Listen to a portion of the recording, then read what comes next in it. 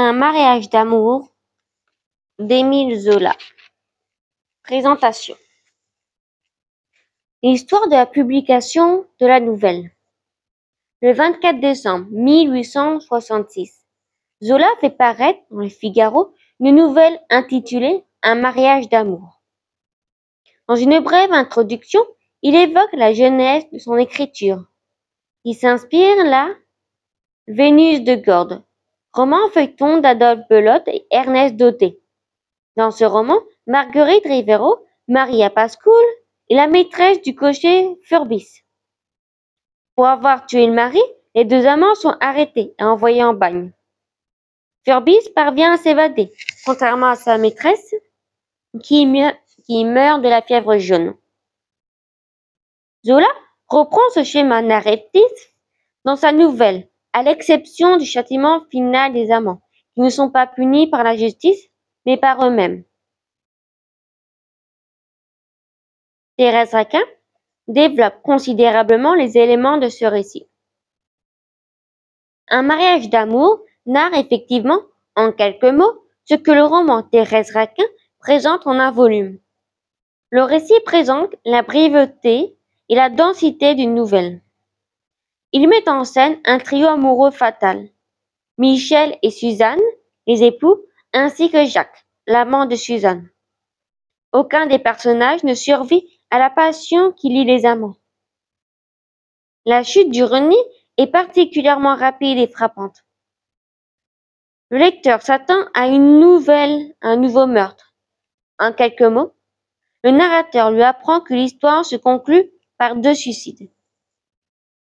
Un style original. La nouvelle est écrite dans un style très concis. Elle laisse peu de place aux paroles des amants et à l'analyse. Le narrateur rend compte du glissement des personnages vers le désespoir, voire la folie, avec un réalisme qui fait de leur souffrance le fruit d'une succession de symptômes de plus en plus graves.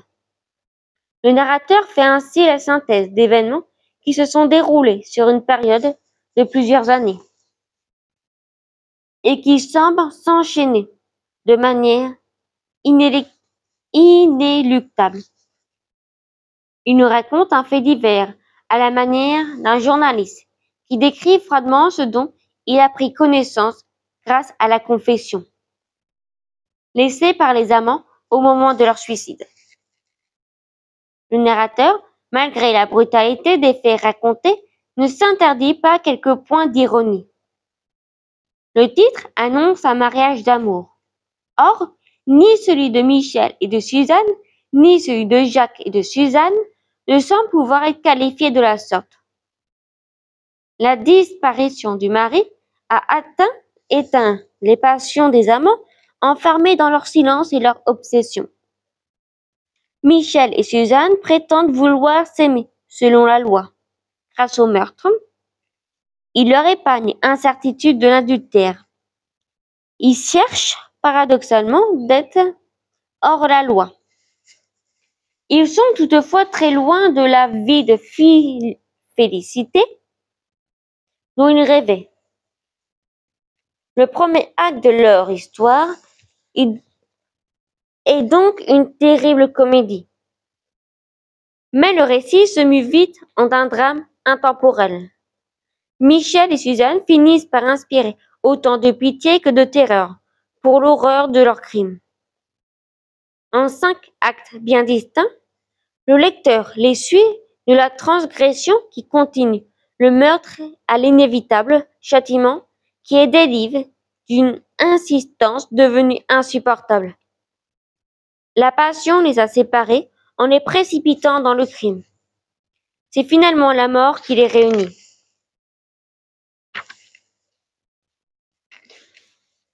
Le roman que publie Le Figaro et qui obtient un si légitime succès d'émotion me rappelle une terrible histoire de passion et de souffrance. Je vais la conter en quelques mots, me réservant d'écrire un jour le volume qu'elle demanderait. Si je me décide à le faire connaître aujourd'hui, c'est qu'elle renferme une haute leçon et qu'elle montre le coupable trouvant une effroyable punition dans l'impunité même de son crime. Imaginez que Furbis ait épousé Margay après avoir réussi à cacher l'assassinat de Pascoul. À la justice des hommes, les deux meurtriers, l'amant et la femme adultère, ont sauvé leur bonheur, leur honneur. Ils vont maintenant vivre la vie de félicité qu'ils ont rêvée. Les voilà réunis à jamais, liés par la volonté et par le sang, pouvant écouter enfin à l'aise leur appétit de richesse et de luxure. Écoutez l'histoire d'un semblable mariage d'amour. Michel avait 25 ans lorsqu'il épousa Suzanne, une jeune femme de son âge, d'une maigreur nerveuse, ni laide ni belle, mais ayant dans son visage effilé deux grands beaux yeux qui allaient largement d'une trempe à l'autre. Ils vécurent 3 années sans querelle, ne recevant guère que Jacques, un ami du mari, dont la femme devint peu à peu passionnément amoureuse. Jacques se laissa aller à la douceur cuisante de cette passion. D'ailleurs, la paix du ménage ne fut pas troublée. Les amants étaient lâches et reculés devant la certitude d'un scandale. Sans en avoir conscience, ils en arrivèrent lentement au projet de se débarrasser de Michel. Un meurtre devait tout arranger en leur permettant de s'aimer en liberté et selon la loi. Un jour, ils décidèrent, le mari à faire une partie de campagne. On alla à Corbeil, et là, lorsque le dîner eut été commandé, Jacques proposa et fit accepter une promenade en canot sur la Seine. Il prit les rames et descendit la rivière, tandis que ses compagnons chantaient et riaient comme des enfants. Quand la barque fut en pleine Seine, cachée derrière les hautes futaies d'une île, Jacques saisit brutalement Michel et essaya de le jeter à l'eau. Suzanne cessa de chanter. Elle détourna la tête, pâle, les lèvres serrées, silencieuse et frissonnante. Les deux hommes luttèrent un instant sur le bord de la barque, qui s'enfonçait en craquant. Michel, surpris, ne pouvant comprendre, se défendit, muet, avec l'instinct d'une bête qu'on attaque. Il mordit Jacques à la joue, enleva presque le morceau, et tomba dans la rivière, en appelant sa femme avec rage et terreur. Il ne savait pas nager. Alors, Jacques, prenant Suzanne dans ses bras, se jeta à l'eau de façon à faire chavirer la barque. Puis il se mit à crier, à appeler au secours. Il soutenait la jeune femme et, comme ils étaient excellents nageurs, ils atteignaient aisément la rive, où plusieurs personnes se trouvaient déjà rassemblées. La terrible comédie était jouée. Suzanne, évanouie et froide, gisait sur le sol. Jacques pleurait, se désespérait, implorant de prompt secours pour son ami. Le lendemain, les journaux racontèrent l'accident et les amants, ayant toujours été aussi prudents que lâches, la pensée qu'un crime avait pu être commis ne vint à personne. Jacques en fut quitte pour expliquer la large morsure de Michel, en disant qu'un clou de la barque lui avait déchiré la joue. Il fallait attendre au moins 13 mois. Les amants s'étaient concertés à l'avance. Ils avaient décidé qu'ils agiraient avec la plus grande prudence. Ils évitèrent de se voir, ne se rencontreraient que devant témoins. Le moindre empressement aurait peut-être éveillé les soupçons. Jacques, pendant les 8 premiers jours, alla régulièrement à la morgue, chaque matin. Quand il eut retrouvé et reconnu sur une des dalles blanches le cadavre de Michel, il le réclama au nom de la veuve et le fit enterrer. Il avait commis froidement le crime. Il éprouva un frisson d'épouvante en face de sa victime horriblement défigurée, toute marbrée de taches bleues et vertes. Dès lors, il eut toujours devant les yeux le visage gonflé et grimaçant du noyé. 18 mois s'écoulèrent. Les amants se virent rarement, À chaque rencontre, ils éprouvèrent un étrange malaise. Ils attribuèrent cette sensation pénible à la peur, à l'âpre désir qu'ils avaient d'en finir avec cette funeste histoire. En se mariant et en goûtant enfin les douceurs de leur amour. Jacques souffrait surtout de sa solitude. Les dents de Michel avaient laissé sur sa joue des traces blanches. Et il semblait parfois au meurtrier que ces cicatrices brûlaient sa chair et dévoraient son visage. Il espérait que Suzanne, sous ses baisers, apaiserait la cuisson des terribles brûlures. Quand ils crurent avoir assez attendu, ils se marièrent, et toutes leurs connaissances applaudirent. Ils goûtèrent pendant les préparatifs de la noce une joie nerveuse qui les trompa eux-mêmes. La vérité était que, depuis le crime, ils frissonnaient tous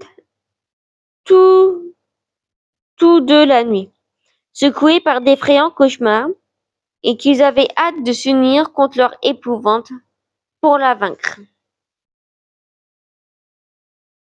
Lorsqu'ils se trouvèrent seuls dans la chambre nuptiale, ils s'assirent, embarrassés et inquiets, devant un feu clair et éclairé la pièce de large clarté jaune. Jacques voulut parler d'amour, mais sa bouche était sèche. Il ne put trouver un mot. Suzanne, glacée et comme morte, cherchait en elle, avec désespoir, sa passion, qui s'en était allée de sa chair et de son cœur.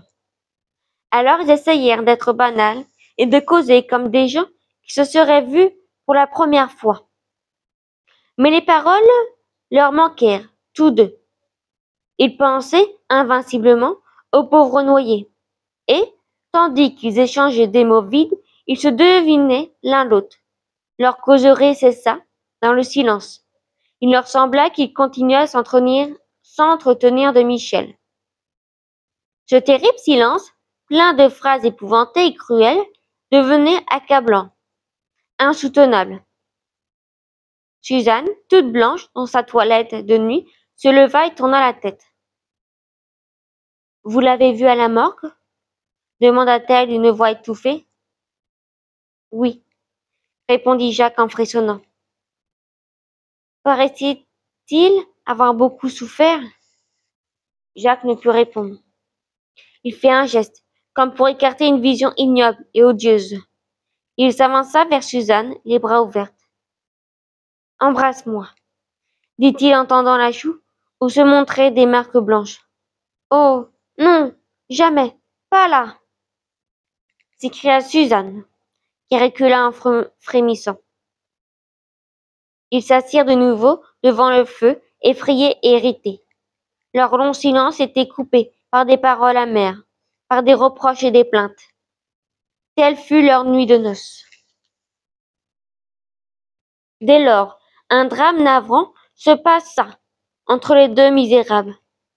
Je ne puis en raconter tous les actes, et je me contente d'indiquer brièvement les principaux péripéties. Le cadavre de Michel se mit entre Jacques et Suzanne. Au lit, ils s'écartaient l'un de l'autre et semblaient lui faire place. Dans leurs baisers, leurs lèvres devenaient froides, comme si la mort se fût placée entre leurs bouches. C'étaient des terreurs continuelles, des effrois brusques qui les séparaient, des hallucinations qui les montraient, leurs victimes, partout et à chaque heure.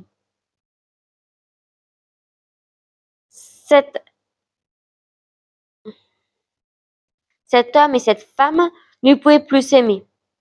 Ils étaient tout à leur épouvante. Ils ne vivaient ensemble que pour se protéger contre le noyé. Parfois, ils se serraient avec force l'un contre l'autre, s'unissaient avec désespoir, mais c'était afin d'échapper à leur sinistre vision. Puis la haine vint, ils s'irritèrent contre leur crime. Ils se désespérèrent d'avoir troublé leur vie à jamais. Alors ils s'accusèrent mutuellement. Jacques reprocha amèrement à Suzanne de l'avoir poussé au meurtre. Et Suzanne lui cria qu'il mentait, qu'ils étaient le seul coupable. La colère accroissait leur angoisse. Et chaque jour, pour le moindre souvenir, la querelle recommençait plus âpre et plus cruelle. Les deux assassins tournaient ainsi comme des bêtes fauves dans la vie des souffrances qui s'étaient faites, se déchirant eux-mêmes, haletant obligés de se taire. Suzanne regretta Michel, le pleura tout haut, vanta au meurtrier les vertus de sa victime.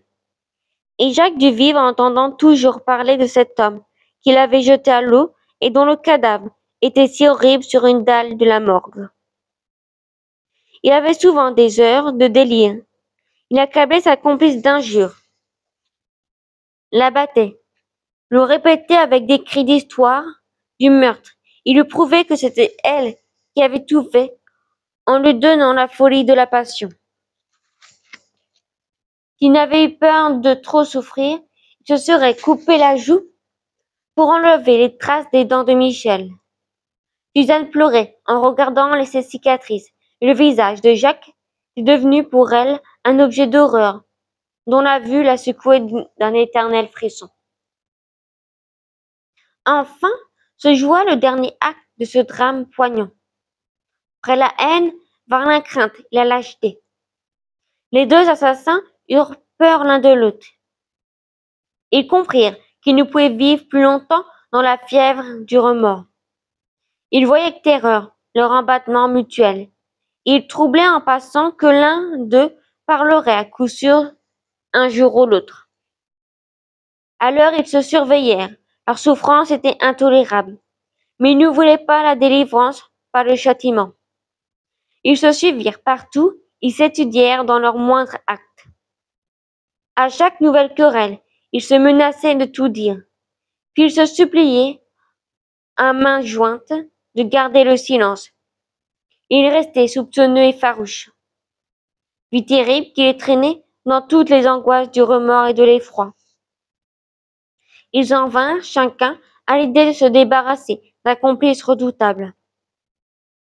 Suzanne espérait vivre plus calme lorsqu'elle ne verrait plus la joue couturée de Jacques. Et Jacques pensait pouvoir tuer son premier crime en tuant Suzanne. Un soir, ils se surprirent, versant mutuellement du poison dans leurs verres. Ils éclatèrent en sanglots, leur fièvre tomba. Ils se jetèrent dans les bras l'un de l'autre. Ils pleurèrent longtemps, demandant pardon, comprenant leur infamie, se disant que l'heure était vague de mourir, venue de mourir. Ce fut là une dernière crise qui les soulagea. Ils burent chacun le poison qu'ils avaient versé et expirèrent à la même heure, liés dans la mort comme ils avaient été liés dans le crime. On trouva sur une table leur confession. C'est après avoir lu ce testament sinistre que j'ai pu écrire l'histoire de ce mariage d'amour. Fin de la vidéo.